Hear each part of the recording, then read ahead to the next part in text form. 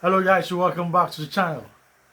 Africa presented 10 teams in this year's tournament, and I must say I'm very impressed by some of the teams' performances, and I can tell you for sure that for the first time we might have up to 7 countries making the next stage of the competition. This is an improvement in African football. This tells you that African football has come of age, and it won't be long we can start competing with the big guns at the top. That is exciting news, I must say. Some of the teams that are likely to qualify out of the group to the next stage of the competition are Group A. South Africa sit fourth in their group with 1 point. Their next game is against South Korea. South Korea themselves have 3 points, sitting second of the group. And if South Africa is able to beat South Korea in the next game, they have 4 points, they go second, and they qualify for the next stage of the competition, which is very good news for South Africa. They need to put their acts together and come to the party. Make sure that they beat South Korea, and then they are through.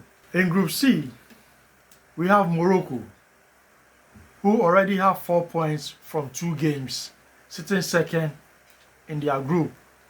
Their last game is against Scotland. From what I've seen from Morocco, I don't think Scotland will be that much of a problem for them. So Morocco is through to the next stage of the competition, no doubt. In Group E, we have Ivory Coast. They also sit second with 3 points after 2 games. And their next game is against Curacao. Curacao has been the whipping boys in this group, so it shouldn't be a problem for Ivory Coast. Just brush them aside, take all 3 points, and then proceed to the next stage of the competition. Cool and collected. In Group F, we have Tunisia. Hasn't been so good in this tournament at all. Their first game, they lost 5-1. And then the first coach was sacked. And then they brought in, I think, Ivory Coast. He also came in against Japan. Japan beat them by 4-0. They've already been eliminated. They are going home. But I believe that next time they will learn and then come back stronger. In Group G, we have Egypt sitting comfortably on top of their table with 4 points. Those beneath them have 2-2-1 each. So that group is just Egypt's own to qualify. No, all they need to do is grab a draw and they qualify as the top team in that group. That's all they need to do. With 4 points, they've qualified. But to cement their place at the top, I think if they can win or draw, it should be enough for them to progress to the next stage of the competition.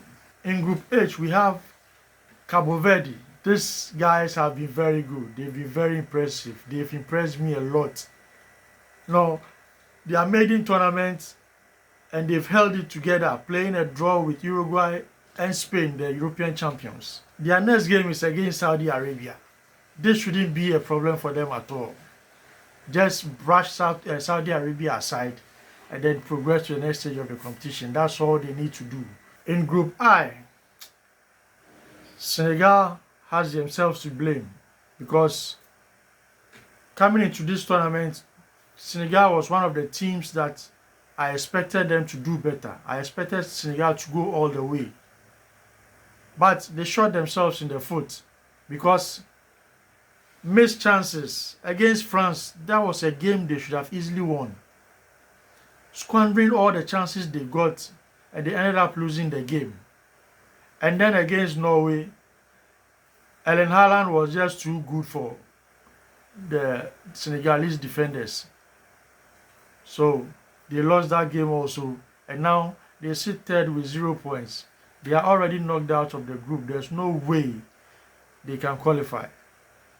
They just shot themselves in the foot, and they should blame themselves for that. I expected more, but they didn't live up to expectation. In Group J, we have Algeria sitting third with 3 points. Their next game is against Austria. They also have 3 points. If they draw, both of them can go through. But Algeria need to show something. They need to win this game. Because you can't take chances. Both of you fighting for the same thing. If care is not taken and you lose, you are out. So they should go for the win and qualify. If they are not able to win and they get draw, it's fine. They can still be part of the 8 teams that qualify to the next stage of the competition. But I'm urging them to go for the win. In Group K, we have DR Congo. DR Congo sit third in their group with 1 point. And their next game is going to be against Uzbekistan. If DR Congo is able to beat them in the final game, they should be able to make it to the next stage of the competition. And then we have Group L, Ghana. Ghana sits second in the league table, same points with England.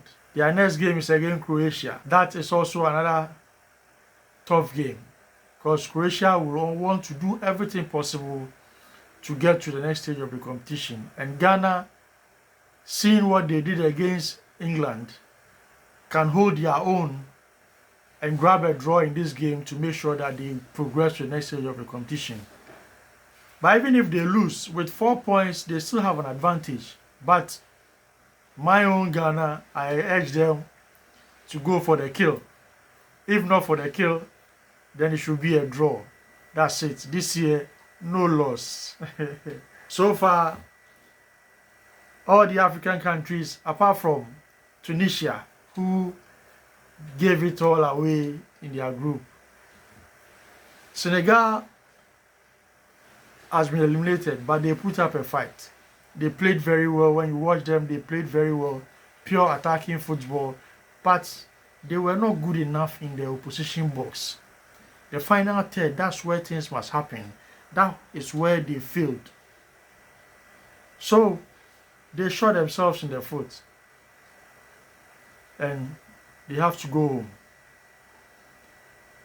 The rest, I just wish them all the best. They should do their very best to make sure that they make Africa proud, go to the next stage. From there, they can progress, and Africa can do well. I'm very excited about this, and I believe that you are excited too.